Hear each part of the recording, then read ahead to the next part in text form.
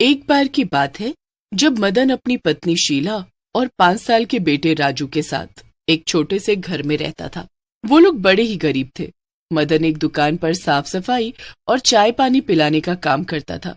एक दिन की बात है जब मदन की पत्नी शाम को मदन से बोलती है, जी कल मेरा माँ के घर जाने का बड़ा मन कर रहा है, आप ले चलो ना हमें। राजू को भी वो बहुत याद कर रही थी। शीला का गांव थोड़ी दूरी पर होता है। मदन के पास एक साइकिल होती है जिस पर पीछे शीला और आगे राजू बैठ जाता है। मदन दोनों को साइकिल पर बिठाकर शीला के मायके के लिए निकल पड़ता है। गांव पहुंचते ही राजू अपनी नानी से चिपक जाता है। वो बड़ा ही खुश होता है। फिर राजू की नजर आंगन में बंदर पर जाती है। अरे ये तो यहीं रहता है, ये शायद किसी मदारी का था जो यहाँ आ गया। इसके पैर में चोट लगी थी तो बस मैंने इसके दवाई वगैरह लगाई और इसे कुछ खाने को दे देती थी, तो बस तब से ये यहीं रहने लगा। बंदर और राजू की बड़ी जल्दी दोस्ती हो जाती है। अब शाम हो जाती है और मदन शीला और राजू को घर चलने को बोलता है। चलो जल्दी वरना रात हो जाएगी, घर इतनी पास नहीं है। हाँ बस चलती हूँ, राजू को ही बुला रही थी, वो बाहर बंदर के साथ खेल रहा है। राजू राजू चलो जल्दी घर चलना है।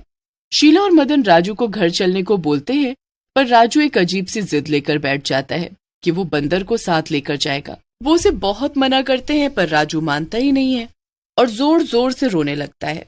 राजू को रोते देख उसकी नानी बोलती है, अरे जिद कर रहा है तो ले जाओ ना इस बंदर को। अरे माँ पर हम इसे कहाँ रखेंगे, इसका खिलाना पिलाना। अरे ये तो इधर उधर जाकर खुद खा लेता है और वापस घर आ जाता है। अरे रहने दो, ले चलो इसे, कोई बात नहीं। राजू ये सुनकर बड़ा खुश हो जाता है। वो बंदर भी बड़ी खुशी से आगे साइकिल के हैंडल पर चढ़कर बैठ जाता है। अब सब लोग घर के लिए वापस आने लगते हैं। रात काफी हो जाती है और रास्ते में बिल्कुल अंधेरा होता है। मदन अपनी साइकिल आराम से चला रहा होता है कि अचानक सामने से ट्रक आ जाता है और साइकिल में टक्कर मार देता है। उस एक्सीडेंट में शीला की वहीं मौके पर मौत हो जाती है। मदन राजू को समझाता है। राजू अपनी माँ के मरने से बड़ा दुखी होता है। उस बंदर को भी सब समझ आ रहा होता है। कुछ दिन ऐसे ही रोते हुए निकल जाते हैं। अब मदन को अकेले ही राजू को पालना होता है। वो वापस काम पर जाना शुरू कर देता है, पर राजू को घर पर अकेले बड़ी दिक्कत होती है। जब मदन घर वापस आता है तो वो उससे छिपकर रोने लगता है। आप मुझे छोड़कर मत जाया करो, प्लीज बाबा। अब मदन के लिए राजू को घर पर अकेले छोड़कर जाना नामुमकिन हो जाता है।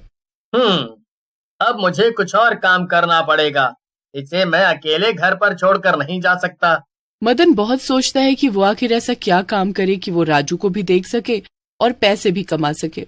मदन ये सोच ही रहा होता है कि उसकी नजर उस बंदर पर जाती है जो राजू को हंसाने के लिए अजीब अजीब करतब करके दिखा रहा होता है। मदन को ये देखकर एक आइडिया आता है। बस अगले दिन से मदन एक मदारी बन जाता है और उस बंदर के साथ मोहल्लों में खेल दिखाना शुरू कर देता है। जब पहले दिन मदन घर से निकलता है तो उसे बड़ा अजीब लगता है, पर धीरे धीरे उसे सब अच्छे से करना आ जाता है। वो जहां भी जाता बच्चों की भीड़ लग जाती और फिर वो अपने बंदर से अलग अलग खेल करवाता है। सब बच्चे ये देख बड़े खुश होते हैं। मदन इन सब से ठीक ठाक पैसे भी कमाने लगता है। सब अच्छा चल रहा होता है। धीरे धीरे राजू अपनी माँ के बिना रहना सीख जाता है। एक रात मदन की तबीयत बहुत ज्यादा खराब हो जाती है, पर वो ठीक होने का नाम ही नहीं लेता। मैं अब नहीं बच पाऊंगा, अब तुझे ही राजू का ध्यान रखना है, उसका अब कोई भी नहीं है। इतना कहते ही मदन की सांसें रुक जाती है और वो भी भगवान को प्यारा हो जाता है। दूसरे कमरे में राजू सो रहा होता है। अब बंदर को लगता है कि उसे अभी के अभी राजू को उठाना चाहिए। वो राजू के पास जाने ही लगता है कि कोई उसका हाथ पकड़ लेता है। तूने मुझे पहचान लिया है, आखिर जानवरों में इंसानों से ज्यादा समझ है समझने की। खैर अब मेरी बात सुन, ये बात राजू को पता नहीं चलनी चाहिए कि मैं मर चुका हूँ। वो अभी ठीक से अपनी माँ को नहीं भूल पाया तो मेरा सदमा कैसे बर्दाश्त करेगा। बस तू उसको समझाते रहना कि मेरे पास ना आए, मैं सो रहा हूँ। बंदर समझ जाता है और ऐसा ही करता है। अगले दिन राजू अपने बाबा के कमरे में आता है, पर बंदर उसे इशारे से समझाने लगता है कि बाबा आराम कर रहे हैं और वो वहां।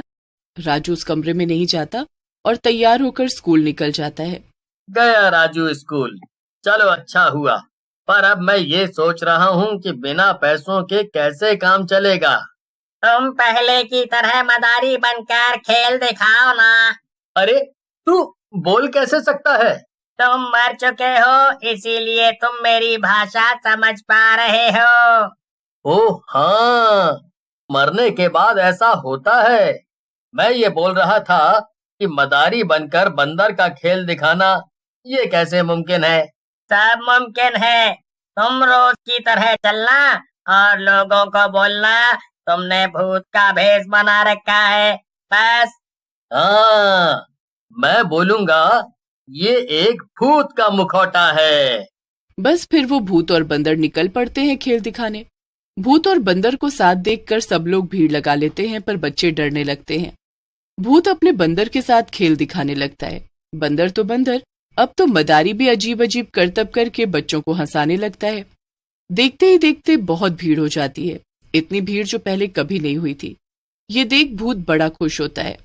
पूरा खेल खत्म होने के बाद बंदर एक हाथ में टोपी लेकर सबसे पैसे इकट्ठे करने लगता है। सब लोग उस खेल से इतने खुश होते हैं कि उस बंदर की टोपी में ढेर सारे पैसे डालते हैं।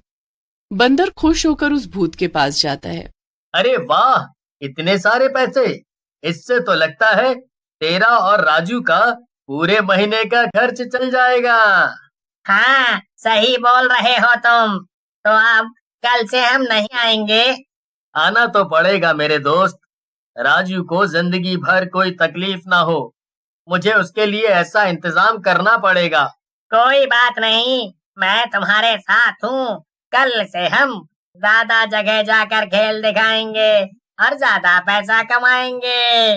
दोनों मजे से घर आने लगते हैं कि घर आते ही राजू उनको वहीं खड़ा मिल जाता है। अब राजू उस भूत को देखकर डर जाता है।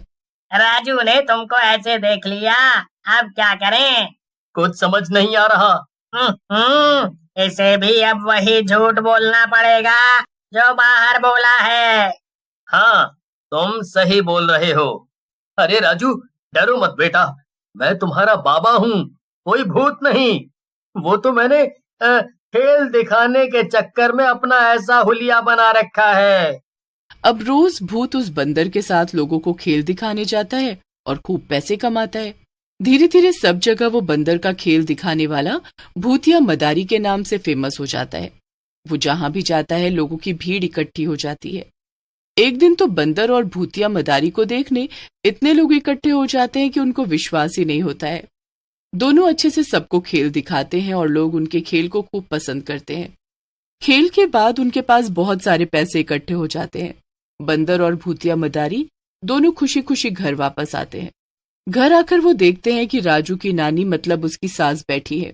ये देख उसकी हालत बुरी हो जाती है कि अब वो उनसे सच कैसे छुपाएगा। अरे ये भूत कौन है? नानी डरो मत, ये बाबा है। मैंने आपको बताया था ना कि आजकल वो भूतिया मदारी बनकर खेल दिखाते हैं। आप घबराओ मत माँ, मैं मदन ही हूँ। पर आज आप अचानक कैसे आ गईं? बताया भी नहीं। अरे क्या करती, अपनी ही बेटी की मौत के वक्त नहीं आ पाई क्योंकि उसका सुनकर मेरी हालत इतनी खराब हो गई कि डॉक्टर ने चलने को भी मना कर दिया था। अब थोड़ी ठीक हुई तो मुझसे रहा नहीं गया। रात को राजू के सोने के बाद नानी मदन के कमरे में जाती है तो उसके सामने मदन बुरी हालत में मरा पड़ा होता है। नानी इतनी जोर से चिल्लाती है कि इतने में वहां मदन का भूत आ जाता है और उनको चुप रहने को कहता है। ये सब क्या है? मुझे कुछ समझ नहीं आ रहा। तुम कौन हो? मदन को ये सब कब? मैं मदन ही हूँ माँ। कुछ दिन पहले मैं इतना बीमार हुआ कि बस मेरी जान बच ही नहीं पाई। राजू की वजह से मैं ये भूतिया मदारी का झूठा नाटक कर रहा हूँ, क्योंकि मेरे पास कोई और चारा नहीं है। मदन सारे पैसे लाकर राजू की नानी को दे देता है और नानी राजू को बहला फुसलाकर गांव ले आती है। वो बंदर भी उनके साथ ही चला जाता है। राजू अपने बाबा को रोज याद करता है, पर नानी उसे हमेशा एक झूठी कहानी सुना देती है कि उसके बाबा काम के चक्कर में नहीं आ पाते। एक दिन जब राजू काफी बड़ा हो जाता है तो उसको ये सच पता चलता है। उसे बहुत दुख होता है, पर वो अपने आप को संभाल लेता है।